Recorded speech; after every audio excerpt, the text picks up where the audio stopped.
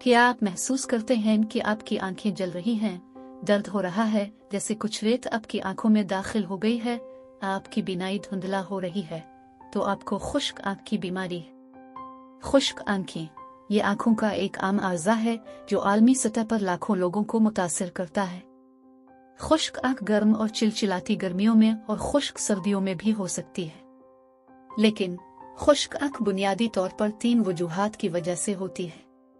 आइए इस पर एक नजर डालें। आपकी आंखों को आंसू की फिल्म के जरिए चिकना और महफूज किया जाता है जो 3 तहों से बनी होती है, जिसमें शामिल हैं पानी की बुनियाद जो आंसू है, तेल की बुनियाद और बलगम। अगर इनमें से किसी भी तह में मसला है तो इससे आंखें खुश्क हो सकती है। मिसाल के तौर पर अगर आपके आंसू के गुदूद काफी आंसू पैदा नहीं कर रहे हैं तो आपकी आंखों को चिकना नहीं किया जा सकता और आंखें खुश्क हो जाती हैं।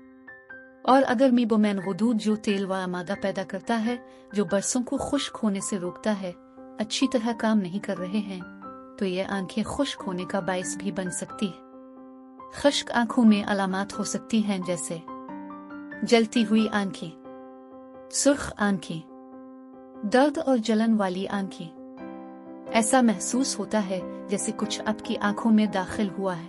रोशनी की हसासियत, धुंधली नजर, जरूरत से ज्यादा आंसू, सूजन वाली पलकें और कॉन्टैक्ट लेंस पहनने में दुश्वारी। ऐसी सूरतों में खुश्क आंखों का इलाज करने के लिए डॉक्टर से मिलना जरूरी है।